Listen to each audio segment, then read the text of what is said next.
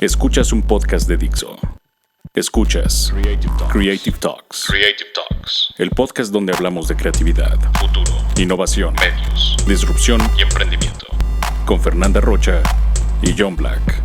Por Dixo, la productora de podcast más importante de habla hispana. Por Dixo. Bienvenidos a las Creative Talks Podcast, el podcast que habla de creatividad, innovación, diseño, disrupción y nuevos medios. Yo soy John Black y les presento a Fernanda Rocha. Hola a todos, bienvenidos, ¿cómo están? Estamos una vez más con ustedes en esta línea de tiempo y espacio. Sean bienvenidos a Creative Talks Podcast. Las líneas del espacio y el tiempo colapsaron y ahora estás aquí. Bienvenidos humanos a este podcast que habla de tecnología, arte, diseño, creatividad, futuro, emprendimiento, contenido, cultura digital y cyberpunk. Bienvenidos a las Creative Talks Podcast, un podcast presentado por Blackbot, la compañía que diseña el futuro. Creative Talks es parte del movimiento global Creative World. I tried to convince people to slow down AI, to regulate AI. This was futile. I tried for years. Nobody listened.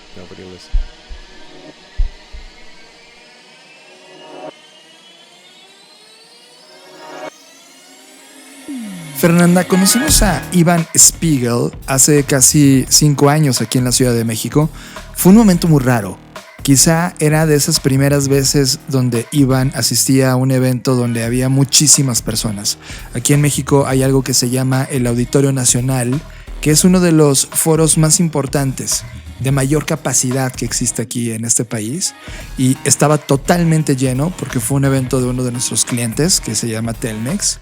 Y frente a él había prácticamente un universo de gente que quería saber qué estaba pasando con su compañía, que en ese momento era Snapchat. Recuerdo que le preguntaron por qué creó Snapchat y respondió casi con esta sonrisa de travesura, volteando a ver al entrevistador como ¿y por qué no? Solo por diversión.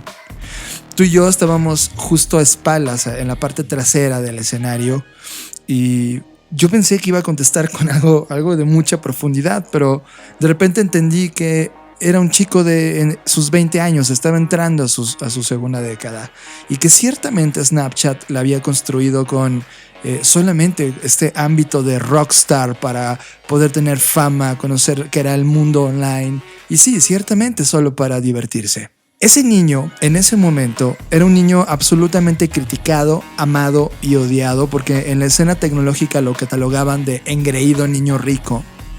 Y finalmente representando y siendo este CEO imperial de Snapchat, acababa justo de decirle no a una inversión de Mark Zuckerberg que quería comprar Snapchat. De hecho, le ofertó $3,000 millones por la compra de Snapchat, cosa que este niño dijo, no te la voy a dar.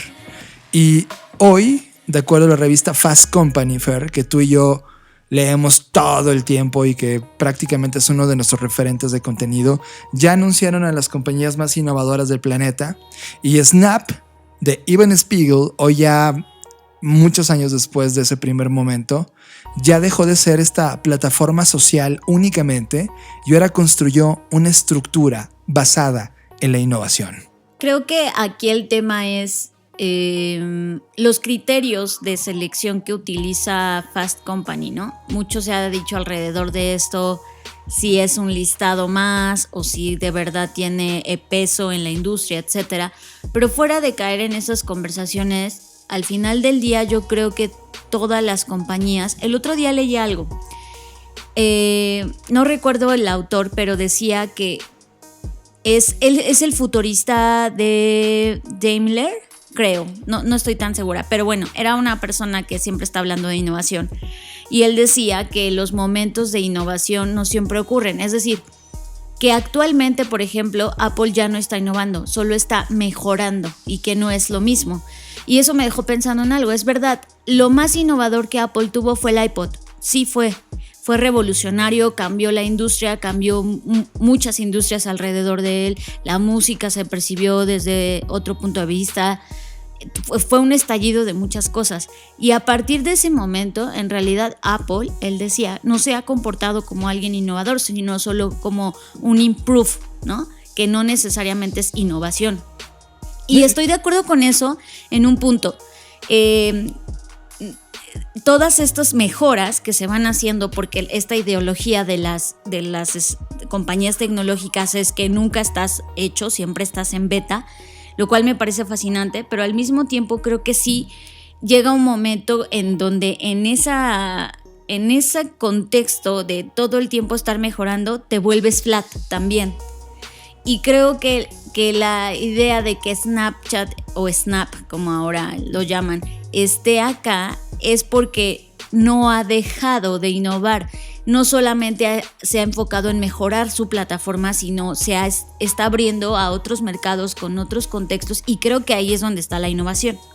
Totalmente. Y si recuerdan hace 2 años, ese 2018 fue desastroso para Snapchat porque estaba totalmente enfermo. Perdió 5 millones de usuarios diarios en todo ese año. Y prácticamente cuando salió justo un año atrás a la bolsa, que eso fue 2017, ahí comenzó todo el quiebre, porque fue cuando Facebook dijo, ¿no te dejaste comprar? Ok. Y lanzó toda la fase de Snapchat dentro de Facebook, es decir, todo este diseño de las stories, historias, ¿no? Ajá. Prácticamente fue una copia calca de lo que Snap venía haciendo dentro de la plataforma.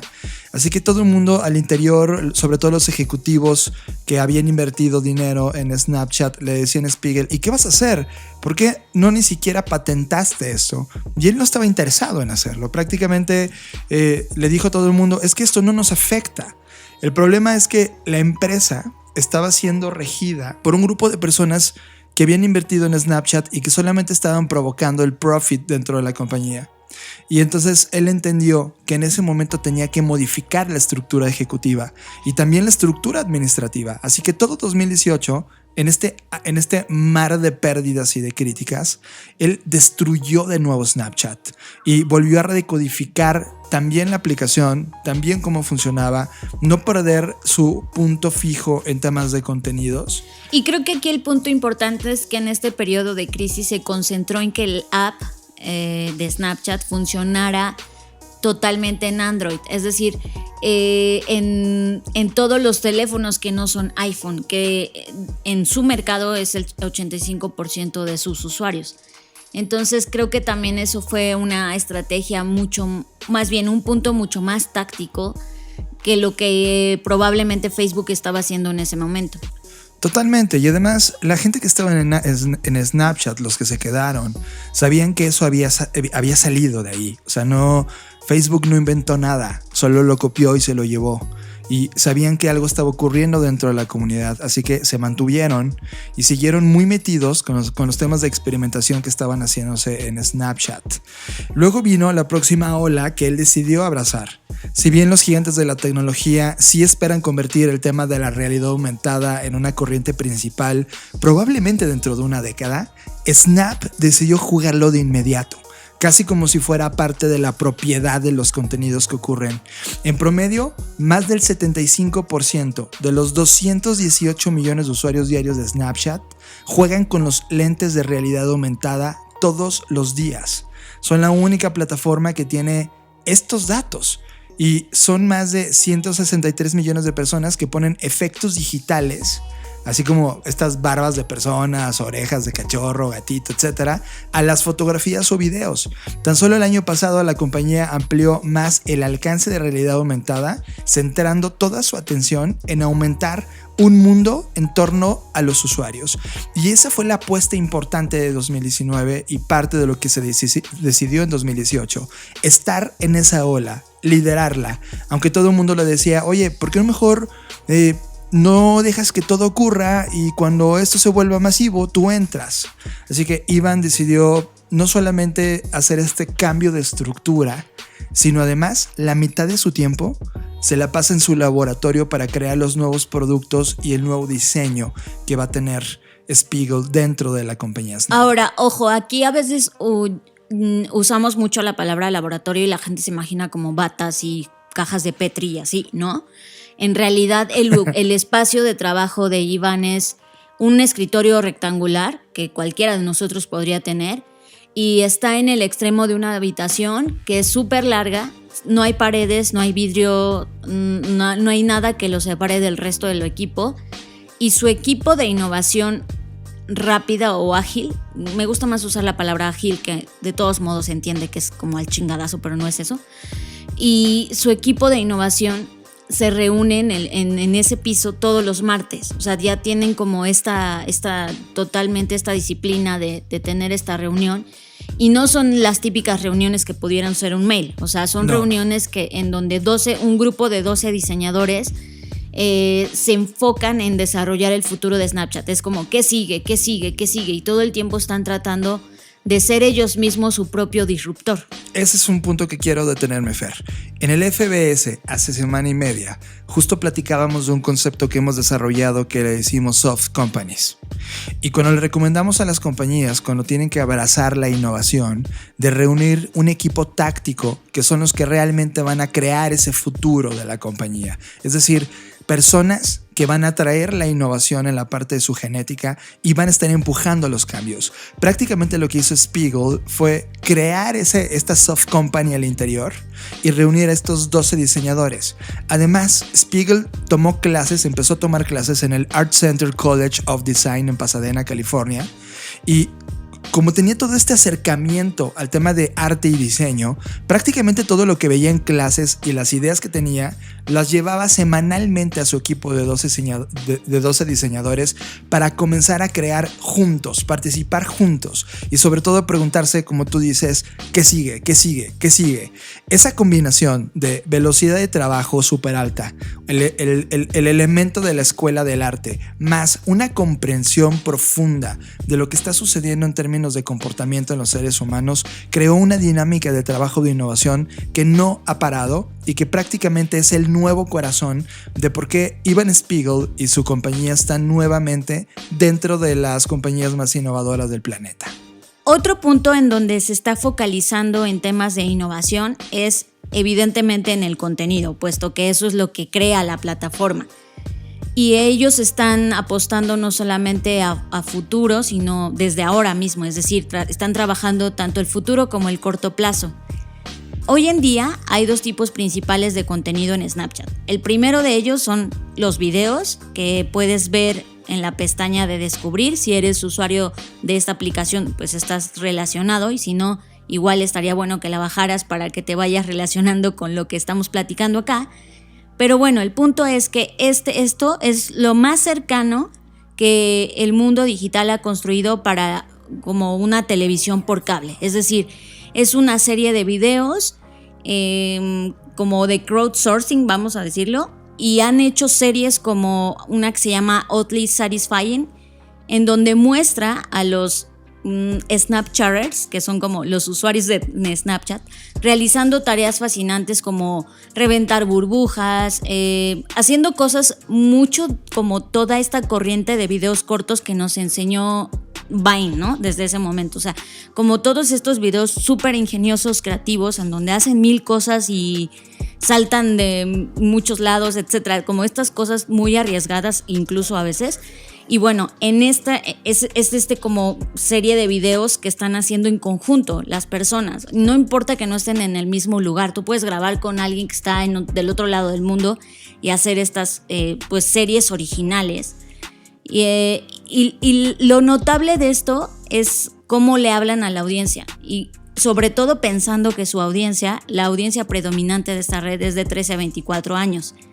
Y eso también es cómo combina o cómo juega con la funcionalidad de Snapchat y cómo se reproducen y se masifican, incluso salen de la plataforma. De repente vemos videos de Snapchat en otras redes sociales. Y creo que también lograron entender a la audiencia. Ojo, voy a decir algo importante.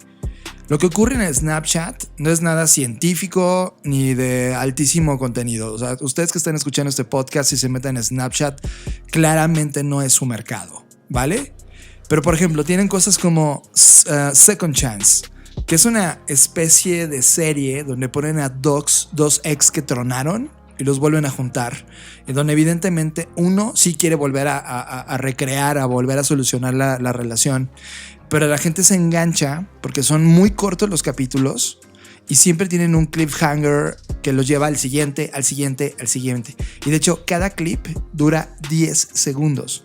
En síntesis, esta parte de video, Fer, es una de las apuestas más importantes de Snapchat porque lograron entender que su audiencia era de velocidad, es decir, 10 segundos para contar historias, que ellos ya venían justamente contando estas historias con su audiencia y ellos también decidieron crear contenidos exclusivos para ellos.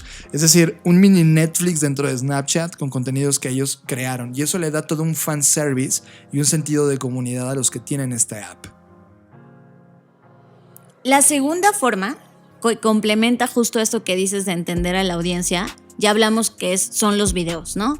Y no desde el punto de vista obvio de, agarro Snapchat y subo un video, sino estas series que ya platicamos. Pero por otro lado también está el conjunto de efectos digitales que mejoran la comunicación entre amigos o la empeoran. No sabemos a dónde nos va a llevar esto, ¿no? Tanta semiótica está haciendo que la gente deje de aprender a escribir, etcétera, y eso nos traerá seguramente otros problemas, pero al final del día lo que ellos están haciendo es satisfacer una necesidad puntual de la audiencia, que es comunicarse de otra forma, ¿no? Y tener, sobre todo con ayuda de los lentes y todo esto en lo que están apostando, pues una cosa como más de inmersión en la experiencia de comunicarse a través de realidad aumentada. Algunos ejemplos recientes incluso pues tienen como la capacidad de transformarse, no sé, como tú te transformas en un meme de un pollo bailando, o sea, ya no es solamente el meme y lo mando, sino ahora yo me vuelvo el meme o parte de ese meme, ¿no? Y están haciendo como estos nuevos filtros o productos llamados cameos, donde Snap está explotando toda esta tecnología que adquirió el año pasado y en donde pues tú mismo eres parte de un video, o sea, tú puedes ser Mona Lisa, puedes ser otra, caracterizarte de otra forma, y eso pues te lleva evidentemente a comunicarte de una forma totalmente distinta, porque juega con los objetos que están en el mundo real, pero también en la realidad aumentada, y entonces se vuelve como un mashup entre varios mundos que están convergiendo en uno solo. Estoy totalmente de acuerdo, y este ecosistema de videos y filtros creó uno más que tiene que ver con publicidad, pero la gran ventaja de Snapchat es que la publicidad dentro de Snapchat no es para nada publicidad, es decir, se vuelven parte de los contenidos que están circulando dentro de Snapchat. Dos claros ejemplos son Coca-Cola y McDonald's, que a través de la aplicación de realidad aumentada, si tú pones una caja de papas fritas de McDonald's enfrente de la cámara, puedes desbloquear algunas cosas o funcionalidades que puedes utilizar en el scan y puedes encontrar nuevos lugares, nuevos filtros, etc.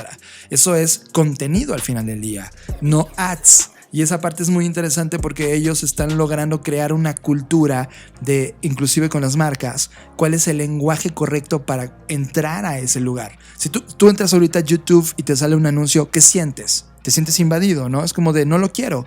Esa sensación, Spiegel la evolucionó. Es decir, no quiero que la gente que está en mi plataforma vea anuncios o los interrumpan con anuncios. Quiero que la gente que está en la plataforma, si llega una marca y quiere jugar dentro de la plataforma, hable el lenguaje de la comunidad. Y eso es muy interesante. Y esa es una parte muy importante de también cómo empezó a crecer la propia experiencia de Snapchat. Finalmente, Fer, creo que la apuesta más grande sí tiene que ver con AR. De hecho, Spiegel dice que en algún momento de los siguientes 10 años, la próxima ola de computación va a ser algún tipo de auricular o wearable que puedas usar y que tenga esta forma de comunicar datos en tiempo real y tener realidad aumentada. Creo que la primera apuesta de todos en este momento son las gafas de realidad aumentada. De hecho, él prácticamente lleva 3 años jugando con este modelo de Spectacles, que son una serie de lentes que ya van en su tercera versión. si no me equivoco, la tercera iteración, así le dice él, en donde realmente está jugando a tener efectos nuevos, contenidos nuevos, nuevas formas de entender el contenido generado en Snapchat, pero ahora llevado al mundo real. Y en esa área no está jugando realmente nadie en esta manera. Los Spectacles originales se lanzaron en el 2016, fue su primer experimento y no ha dejado de jugar. De hecho, la gente le dice, oye, ¿estás perdiendo dinero con este proyecto? Y él siempre responde, sí, claro. Para perder, tenemos que aprender. Si no puedes entender qué funciona en los siguientes 3 a 10 años y lo nuestro es perder ahora mismo, pues ahora con ese conocimiento tenemos una gran comunidad para poder entender qué sí va a funcionar en el tiempo. Así que realmente tiene en la cabeza muy claro, Fer, qué significa innovar en un punto en donde ya nadie estaba innovando. Hay algo interesante porque en la entrevista que le hacen en Fast Company, él dibuja un rectángulo y luego, ya que dibuja el rectángulo, divide en dos el rectángulo de tal manera que tienes 2 triángulos. En el lado izquierdo escribe iPhone y del lado derecho pone Spectacles, que son estos lentes que estamos hablando. Y él dice, en los próximos 10 a 20 años, el uso del teléfono móvil va a migrar a un Spectacle. Fue lo que dijo. Entonces la pregunta es, ¿en qué línea de tiempo? Lo que es interesante, sin embargo, es que si perdemos la apuesta, es decir, el hardware, todavía está bien porque tenemos la plataforma de realidad aumentada. Y entonces todavía tendremos un negocio muy grande. Pero, ¿cómo sería si también ganáramos también el mundo del hardware? ¿Por qué no lo intentamos? Ese fue lo que confesó del por qué el proyecto Spectacles era tan importante para eso. Y eso creó todo un mantra de decisiones. Cuando en la entrevista le dicen, oye, ¿y entonces cómo estás tomando las decisiones? Y su respuesta es, ¿por qué no lo intentas? Si hay que crear un internet que podemos destruir el que está actualmente, ¿por qué no lo intentas? ¿Por qué no producir series originales en formato vertical? ¿Por qué no lo intentas? ¿Construir tu propia casa en lugar de venderla? ¿Por qué no lo intentas?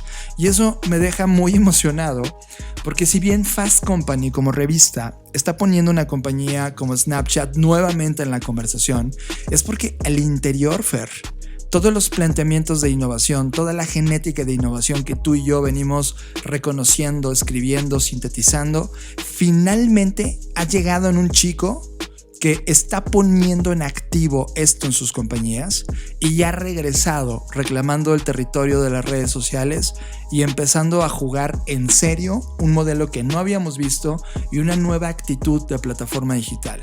Así que me parece fascinante. Es muy interesante si quieren seguir viendo a las compañías más importantes e innovadoras del planeta, pero por lo pronto esta es la compañía más importante de este año y no sé qué tan de acuerdo estés o no, Fer. Soy ajena en el sentido de que ya tiene mucho que me separé de Snapchat. La tengo en mi celular, sé cómo funciona, de repente me meto para ver qué hay de nuevo y entender qué está pasando, pero ya no tengo, por ejemplo, los lentes, ¿no? Ya me distancié.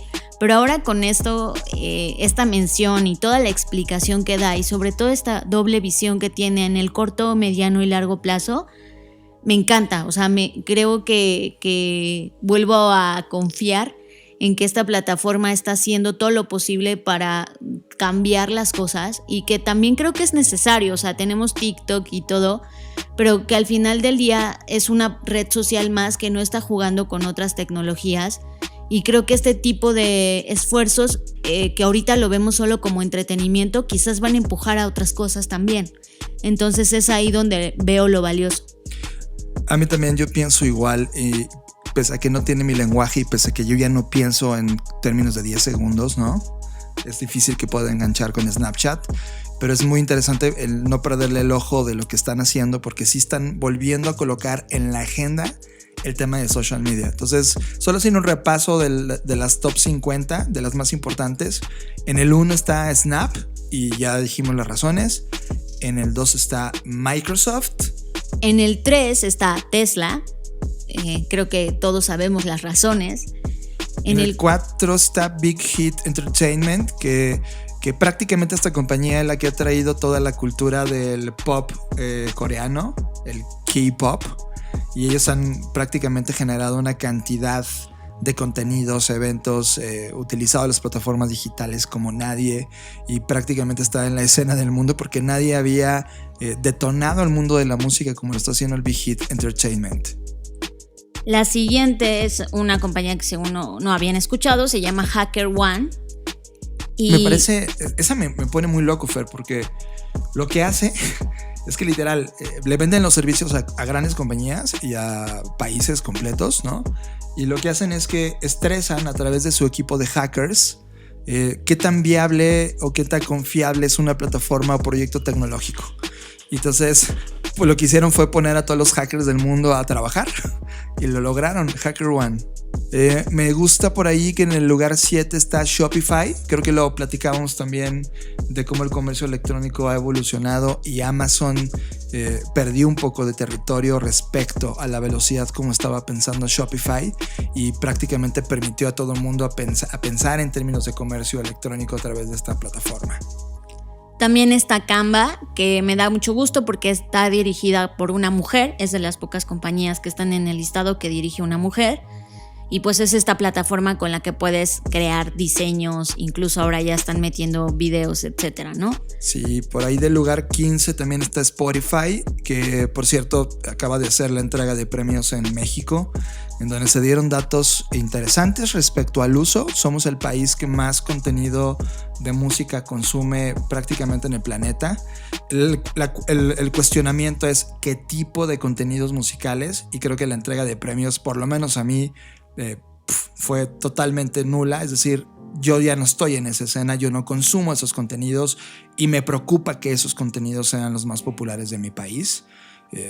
Creo que Spotify Spotify está para hacer dinero, that's it, y creo que ya no le creo nada respecto al propósito de la música en este momento, pero no podemos borrar los datos que está generando y es la posición número 15. Me sorprende la 22. Me gusta mucho la 22. A mí antes de la 22 me gusta Merck, sí, que es la 18. Merck creo que es uno de los laboratorios / compañía de tecnología y innovación que está haciendo muchísimas cosas. Tienen toda un área de innovación que me encanta lo que hacen. El diseño que están haciendo, tanto diseño estratégico como diseño gráfico, está impresionante. Tienes razón. Y me encanta que esté en la lista. Son de las compañías que logras volver a creer y confiar. La 22 Indigo, la 23 Vimeo, que ya la conocen. La 25 me sorprendió muchísimo, se llama ThreadUp, que es esta compañía que está colocando todo el tema de circularidad en el mundo de la moda, y eso me parece interesante. Si quieren ver el listado completo, por cierto, Apple no está en las primeras 30, creo que llega a la 39. En la 39 está. O sea, está perdiendo ya la atracción de innovación y sí, ya va de salida, ya está de salida. No solamente como compañía de innovación, sino compañía en general. Ya está inclusive en el tercer, cuarto, quinto lugar de las compañías de este planeta cuando empiezan a publicar los listados. Ya no va a ser la 1 ni la 2. Y eso ya es un hecho. Pues ya está. Vayan a Fast Company y vean las 50 compañías más innovadoras del 2020. Estás escuchando Creative Talks Podcast. Ayer por la noche estaba con Fernanda Rocha en una librería de la Ciudad de México que nos queda literal a 2 calles de la nueva casa donde nos mudamos, y justo nos paramos frente a la sección de ciencia ficción y tuvimos uno de esos debates geeks de fans sobre cuál era el autor más conocido e importante de ciencia ficción. Evidentemente hubo mucho que decir y yo no decidí darme por vencido. Yo propuse evidentemente a uno de mis más cool autores, que es William Gibson, y Fernanda Rocha tenía otro punto muy poderoso, Asimov, que la verdad cuando analizas, pues escribió más de 400 libros en su carrera durante 4 décadas. Es impresionante. Muchos de ustedes seguramente han leído algo de Asimov o se han metido en algo de Asimov con libros como iRobot o el de Foundation o el de Nightfall. Así que hoy en la mañana me levanté a primera hora en la madrugada para investigar mucho más sobre él, porque me quedé pensando en lo que Fer decía sobre Asimov y me encontré una historia de Asimov de 1983, cuando el Toronto Star invitó a Asimov a que escribiera un artículo que terminó en un documento súper interesante, y lo invitaban a predecir cuál sería el mundo de 2019, cómo sería ese mundo. Así que fue un buen momento para plantearle esa pregunta, porque en ese momento de la historia estaban en 1983. Como dato geek, esto les dio hambre porque estaban a un año de ser 1984, y para quien conoce a George Orwell, 1984 es un año importante. Y además, para los amantes de Apple, 1984 es un año icónico, donde se reseña o se dirige parte del pensamiento de Apple a George Orwell. Así que ese 1983, y no quiero sonar tan geek, pero sí, es muy importante en la historia del futuro, porque le piden a Asimov imaginar ese 2019. Bueno, Isaac, o Isaac, como se le conoce, escribió que en realidad no tenía sentido imaginar el futuro de la sociedad si Estados Unidos y, en ese momento, la Unión Soviética se involucraran en una guerra nuclear. O sea, él asumió que él tenía que asumir, para poder imaginar el futuro, tenía que asumir que eso no iba a pasar, porque entonces, si no, evidentemente no se podía imaginar un futuro. Estaba cañón porque estaban justo en el contexto de la Guerra Fría. Así que había muchísima tensión al respecto. Pero luego, cuando dijo, ok, vamos a hacer de cuenta que Estados Unidos y la Unión Soviética no se involucran en una guerra nuclear, entonces desglosó sus predicciones bajo 2 temas principales. Algo que llamó informatización y utilización del espacio. Con informatización se refería, ¿no? Y él decía, va a continuar inevitablemente. Y se refería a todo esto, tema de todos los... Él me da mucha risa como los tag names, porque era el objeto computarizado móvil penetrará el hogar. O sea, lo que hoy está pasando, ¿no? Hoy en 2020 todos, casi la mayoría de la población, tenemos acceso a un dispositivo móvil, ¿no? Y él hablaba de eso, y que eso iba a traer pues casi una dependencia absoluta de la sociedad, que no iba a poder vivir sin esta tecnología, lo cual también está pasando. También hablaba de las computadoras alterarán los hábitos de trabajo y reemplazarán los trabajos antiguos por otros radicalmente diferentes. Creo que eso también lo vimos.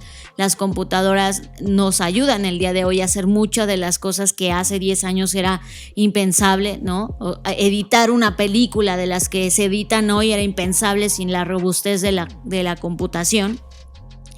Por otro lado, habla de la robótica. Él decía que iba a matar los trabajos rutinarios de oficina y de línea de ensamblaje. Creo que en la parte de línea de ensamblaje se cumple 100%.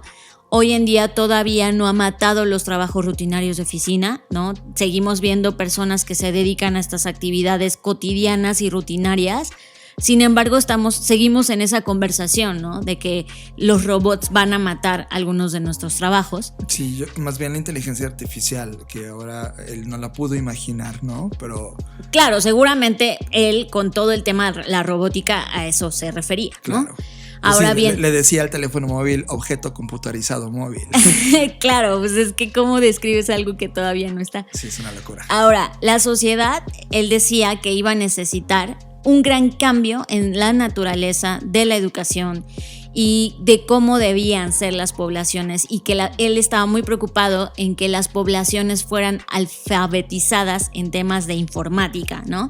Porque él decía que alguien tenía que enseñarles cómo lidiar con un mundo de alta tecnología, lo cual hoy estamos viendo las consecuencias. Ya hemos hablado en este podcast sobre la analfabetización digital y todas las consecuencias que eso ha traído, y él ya lo veía, era como... En un mundo lleno de tecnología, alguien tiene que enseñarle a estas personas a utilizar la tecnología, porque entonces eso podría ocasionar problemas. Claro.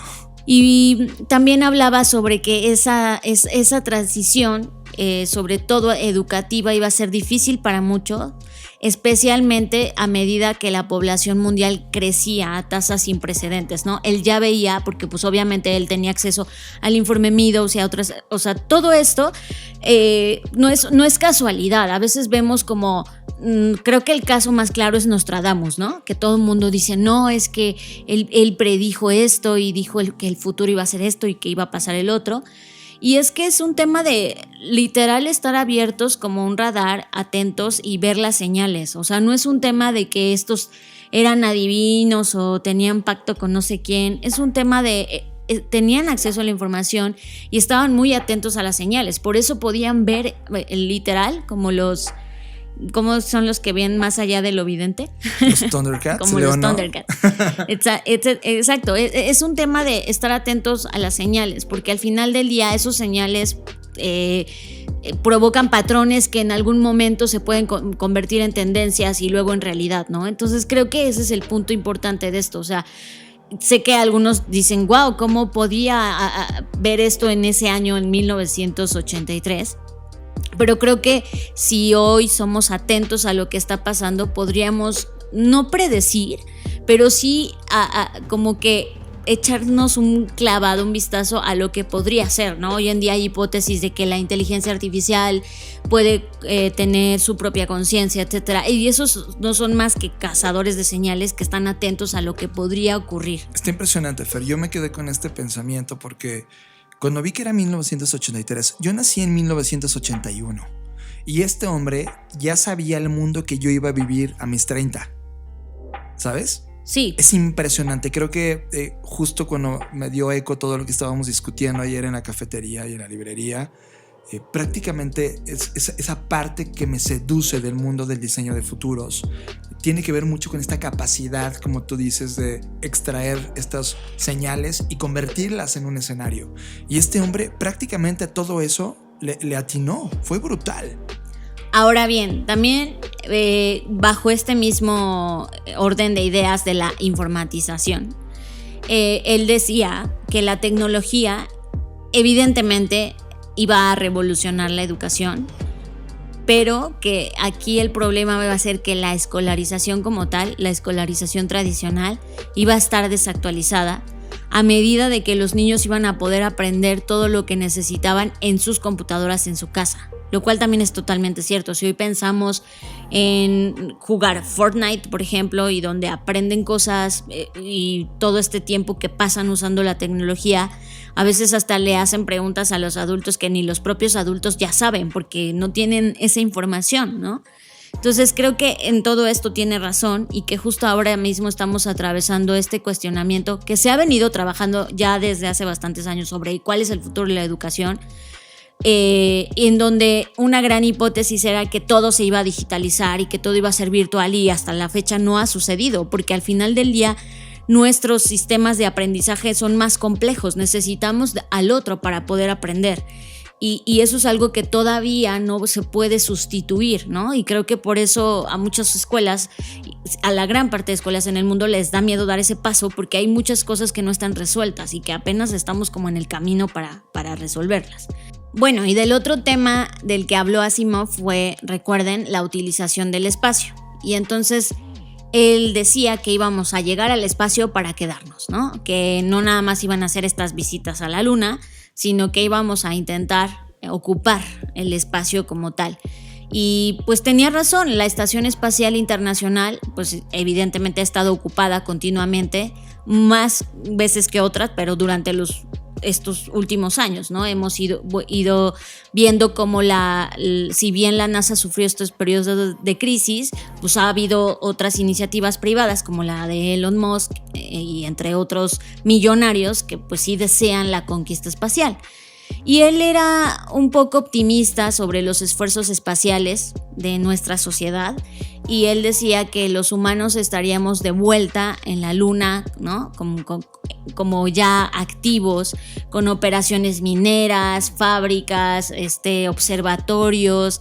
Incluso él pensaba en una estación de energía solar que enviaría microondas a la Tierra. Él pensó que estaríamos en un camino casi, o sea, ya establecer nuestro dominio humano en la luna. O sea, él pensaba en la luna. Hoy ya tenemos una conversación donde pensamos en Marte, ¿no? Claro. Y evidentemente, pues las señales se construyen con el presente. Es decir, su presente, pues era la luna, ¿no?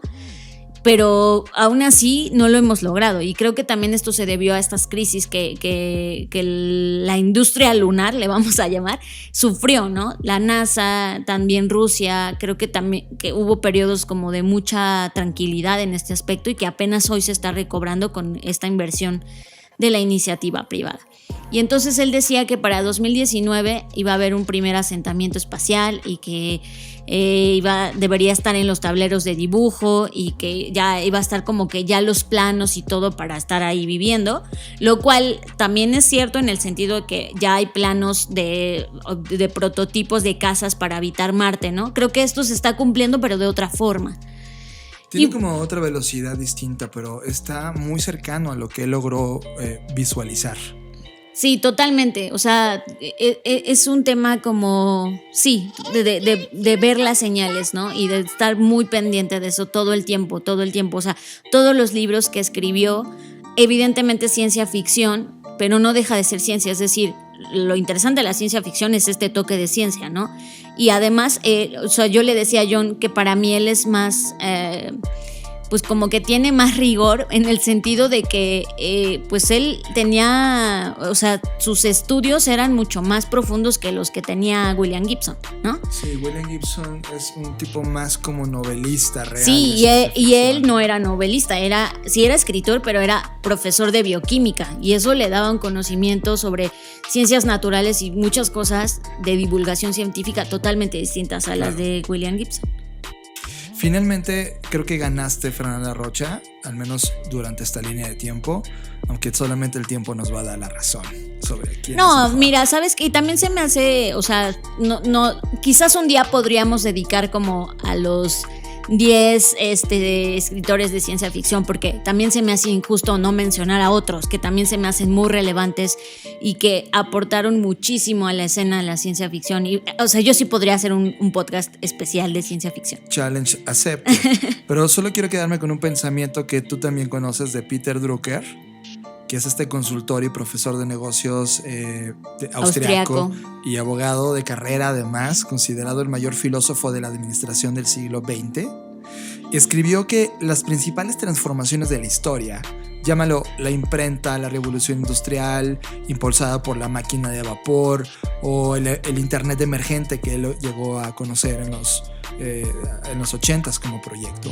Su punto principal es que se necesita una generación alrededor de 25 años para que la nueva cosa, la nueva idea, el nuevo invento realmente tenga su impacto. Al principio, la sociedad usa la nueva herramienta para hacer mejor lo que ha estado haciendo. La generación creada con él, este nuevo aparato, encuentra cosas totalmente nuevas y formas de hacer otras cosas. Por lo tanto, estaremos trabajando en grupos que ahora no podemos ver o definir de trabajo, pero vamos a pasar días y luego entendiendo qué podemos hacer o imaginar con eso, y solo unos pocos lograrán visualizar qué sigue. Lo que me quedo con esto, Fer, es que cada nuevo pensador, el que avienta una línea de tiempo de, oye, tal vez dentro de 30 años el mundo pueda lucir de esta manera, realmente muy pocos entienden esta visión. Y es una curva entre 25 y 30 años cuando eso está ya en la sociedad. Así que mucho del mundo que estamos hablando hoy en este podcast que hemos venido diciéndoles, sin duda lo vamos a ver cuando tengamos 60 años. O no lo vamos a ver. Y es decir, lo vamos a ver antes, pero en términos masivos, entre 3 décadas. Y eso es no necesariamente algo que todo el mundo está tan de acuerdo, porque a lo largo de tu vida, ¿cuántas olas de transformación ves? ¿3? ¿2.5? Y eso me provocó un estrés impresionante sobre la velocidad de cómo los humanos adoptan cosas, porque la capacidad de crear está ahí todo el tiempo, la capacidad de imaginar, la capacidad de aventar al borde todas las cosas y empujar y empujar y empujar e innovar, pero realmente el mundo solamente adopta en ciclos de 25 años. Pues sí, es que, mira, creo que esto no es malo. O sea, en sentido estricto no es malo ni bueno, pero creo que más bien es parte del proceso. O sea, sí todos tenemos la capacidad de crear, sí todos tenemos, o sea, es como si yo dijera, yo también tengo 2 piernas y por eso puedo correr un maratón. Pues no, en realidad no, ¿sabes? Porque cada cosa requiere un cierto periodo de entrenamiento y es ahí donde muchos dicen, yo no quiero dedicarme a esto y no voy a correr nunca, aunque tengo las herramientas que son mis 2 piernas para poder hacerlo. Entonces creo que más bien no es un tema de frustrarse, y uno entender que no es para todos, como nada es para todos, o sea, no es como que haya algo que todos los humanos deban o quieran hacer. Y por otro lado, lo que yo siempre te digo, entender que el cambio no es un proceso de un día para otro. O sea, el cambio y la innovación parecen muy aceleradas porque la narrativa de estos tiempos es eso, ¿no? Que son tiempos VUCA, que todo va muy rápido. Pero en realidad, si hacemos zoom out a esta gran fotografía llamada humanidad, los cambios siempre han sido un proceso transitorio de pequeños cambios. Sí, y eso me lleva a entender, por ejemplo, todo esto que vivimos este fin de semana, esta puesta en la escena de los temas de equidad y de los movimientos feministas en todo el planeta. Realmente las olas de adopción van a 2 décadas y media, casi 3. Pero si nada de esto pasara, o sea, si no nos manifestáramos y no ponemos un alto, entonces el gran cambio nunca cambiaría, ¿sabes? Si ponemos estas grandes protestas como una punta de innovación, ¿no? Y lo fue, y lo es, realmente hay que decirle a todo el mundo que los cambios no van a ser mañana. Sí, los cambios van a ser graduales, generacionales. Y que además, como toda innovación, todo proceso de innovación trae consigo consecuencias negativas. Siempre. Entonces, yo lo que hoy estoy preocupada es qué consecuencias negativas podría estar trayendo esta innovación y poder anticiparnos a eso. Algo que hablábamos en la especialidad que estamos ahora mismo atravesando un taller sobre esto era... si ahora creamos un nuevo estereotipo, ¿no? Imagínense que llegamos a un mundo perfecto donde ya todos los hombres entendieron y las mujeres ya tenemos todos los derechos y hay toda la igualdad que buscábamos, pero entonces se va a crear un nuevo estereotipo de lo que significa ser mujer, ¿no? Entonces volveríamos otra vez a tener un punto de ruptura, coyuntura, porque quizás ese nuevo estereotipo tampoco encaja con todas, etc. Entonces creo que más bien es eso, es entender que esto es un proceso y como todo proceso toma tiempo, que está muy bien que esté pasando, eso es inevitable y o sea, no es innegable, pero que sí podemos ir revisando desde ahora y revisándonos todos y todas de qué es lo que, qué podemos hacer, porque ya vimos que los cambios comienzan con pequeños cambios, y por otro lado también cuál es la parte que toda innovación trae. No es porque el movimiento sea malo o tenga malas intenciones, es porque todo proceso de innovación siempre trae consecuencias. Y creo que es ahí donde debemos concentrarnos. Sigue a Fernanda Rocha en sus redes sociales. Twitter, Fernanda Roche. Instagram, soy Fernanda Roche. Sigue a John Black en sus redes sociales. Twitter, Jonathan Álvarez. Instagram, Jonathan Álvarez. Hace una hora, mientras hacíamos el guión de este podcast, el director general de la OMS ponía un tweet que cambiaría el mundo para siempre. In the days and weeks ahead, we expect to see the number of cases, the number of deaths, and the number of affected countries climb even higher. We have therefore made the assessment that COVID-19 can be characterized as a pandemic. Pandemic is not a word to use lightly or carelessly. It's a word that, if misused, can cause unreasonable fear or unjustified acceptance that the fight is over. It doesn't change what WHO is doing, and it doesn't change what countries should do. Fer, hace un mes que grabamos un capítulo de las Creative Talks hablando sobre lo importante que era analizar los siguientes 20-25 días. Y finalmente se cumplieron. Desde ese podcast hasta el día de hoy, países como España, Italia, Estados Unidos han reportado una explosión en los casos de personas que fueron infectadas con este virus. Ya tuvimos la primera caída de bolsas provocada por el terror ocasionado por la enfermedad y sumado evidentemente a una guerra de precios de petróleo, pero es muy importante ahora hablar de frente sobre este tema. El virus es ya una pandemia. Y si bien el nivel de mortalidad no es de los más altos en la historia, sí es uno de los de mayor propagación, dada esta pasividad que muchos de nuestros gobiernos mostraron frente a los datos de este mismo comportamiento. Y como ciudadanos necesitamos elevar los niveles de cuidado personal al extremo.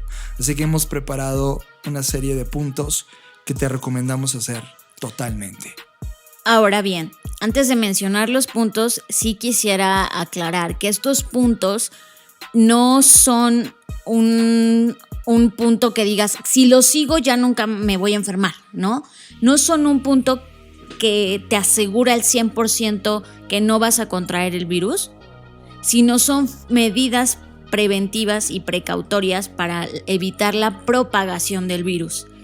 Y que son una recopilación de recomendaciones que ha hecho la misma Organización Mundial de la Salud junto a otras alertas que han levantado los gobiernos que sí están haciendo algo al respecto. Entonces no es algo que que inventamos nosotros. 2, tampoco es algo, y quiero ser muy, muy contundente en esto, no es algo que va a asegurarte al 100% que no vas a contraer, pero que sí puede prevenir, ¿no? Eso tiene que quedar muy claro para todos. Punto número 1. Sí.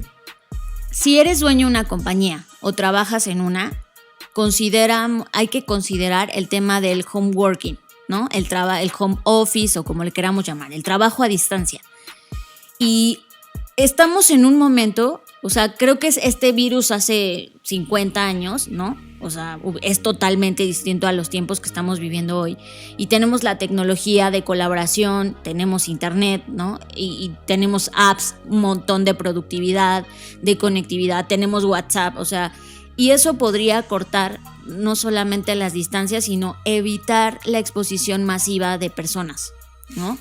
Este es un punto que hay que poner en la mesa y que creo que todas las compañías deberían considerarlo, porque sí va a ser crucial el que no nos aglomeremos o que no nos reunamos con tantas personas. Punto 2. Si vas a lugares masivos y detectas puntos de infección, evítalos. No podemos caer en la esquizofrenia de porque alguien estornuda o tosa, corras con miedo. Pero si detectas a alguien, intenta alejarte o mantener una distancia superior a los 3 metros. Si tú eres esa persona que tose, cubre cada vez que estornudas o toses, tapándote la boca con el antebrazo, o usa cubrebocas. Prácticamente el uso del cubrebocas solamente funciona para las personas que ya tienen estos padecimientos. Y evidentemente acude a revisión para descartar la enfermedad. El punto número 3 es: el contacto físico está permitido, como saludar de mano. Aunque la misma organización recomienda que mantengamos un extremo cuidado y lavado minucioso de manos.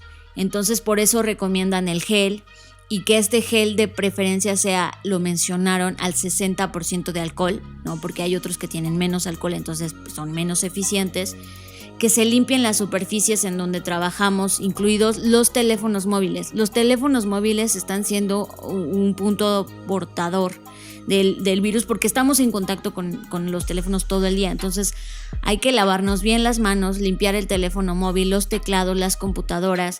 Incluso a los hombres con barba se les está recomendando afeitarse para evitar el contagio, porque la barba pues es obviamente un caldo de cultivo ideal para almacenar el virus. Punto 4. Dado que hay casos asintomáticos, es decir, que no presentan ninguno de los síntomas, es importante poder tener extrema atención en tu limpieza.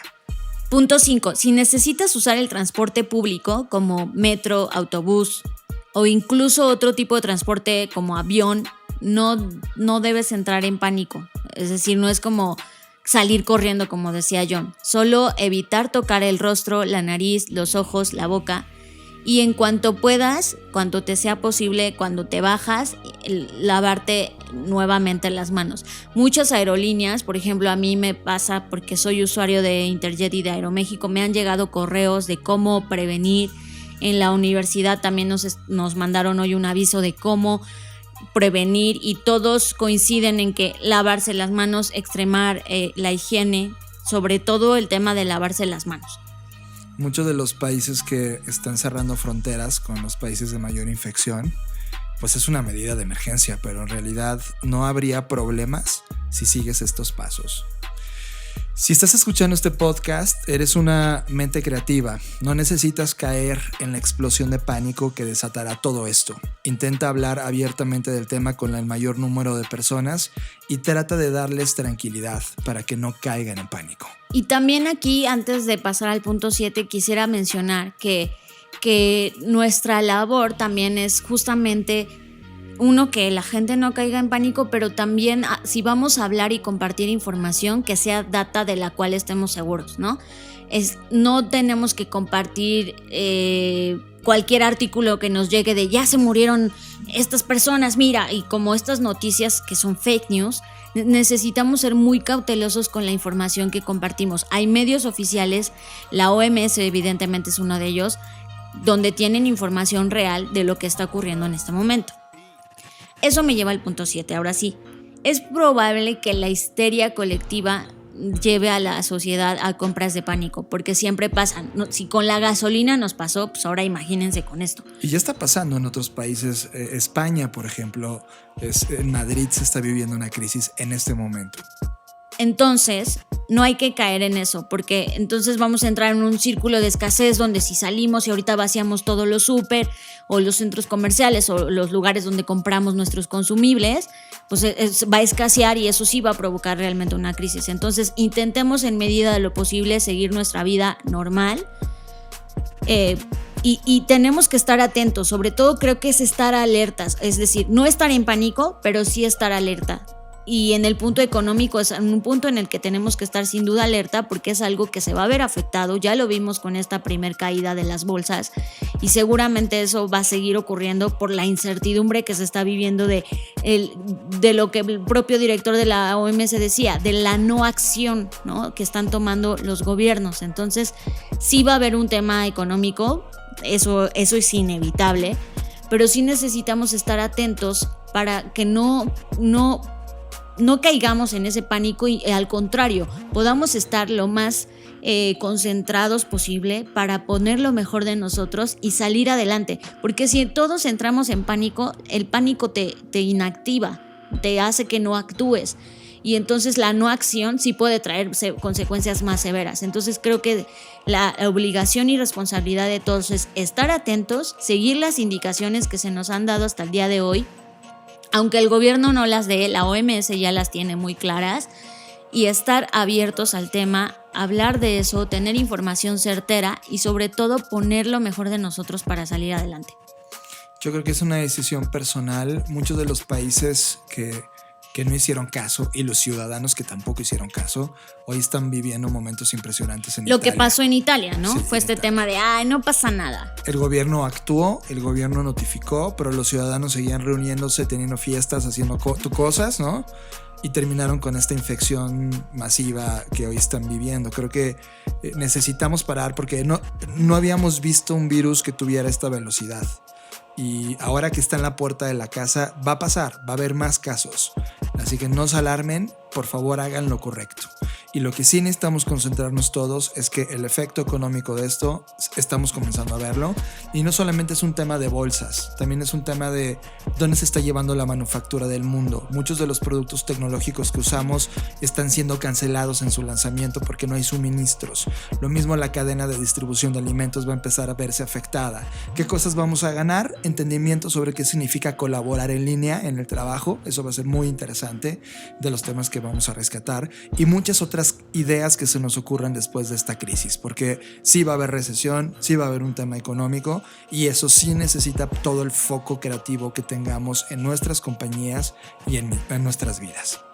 Estás procesando Creative Talks Podcast. My fellow Americans, Tonight, I want to speak with you about our nation's unprecedented response to the coronavirus outbreak that started in China and is now spreading throughout the world. Today, the World Health Organization officially announced that this is a global pandemic. We have been in frequent contact with our allies, and we are marshaling the full power of the federal government and the private sector to protect the American people. This is the most aggressive and comprehensive effort to confront a foreign virus in modern history. I am confident that by counting and continuing to take these tough measures, we will significantly reduce the threat to our citizens, and we will ultimately and expeditiously defeat this virus. Fer, teníamos preparado mucho más contenido, mucho en verdad, pero creo que fue mucho más importante hablar de estos temas urgentes cuanto antes. Así que mucho del contenido lo vamos a escuchar en la siguiente edición. Y en verdad estoy preocupado solo de que hagan lo correcto, hagamos lo correcto. Y lo correcto es seguir estas indicaciones y ustedes, gente creativa, resuelvan lo que estamos a punto de vivir con tranquilidad. Yo soy John Black, gracias por escuchar las Creative Talks. Recuerden que pueden seguirme en mis plataformas digitales, o son mis medios sociales, esa es la forma correcta de decirlo. @Jonathan Álvarez, tanto en Twitter como en Instagram. Y yo soy Fernanda Rocha, a mí me pueden encontrar como @FernandaRoche en Twitter e Instagram, que es donde hoy me estoy focalizando. Y no olviden seguir a Blackbot también en todas las plataformas, estamos como Blackbot Rocks. Y estén pendientes porque muy pronto vamos a comenzar a revelar los contenidos del FBS. Nos vemos en el futuro. Dixo presentó Creative Talks, el podcast en donde hablamos de creatividad, innovación, medios, disrupción y emprendimiento. Con Fernanda Rocha y John Black. Por Dixo, la productora de podcast más importante de habla hispana. Nos escuchamos en el futuro.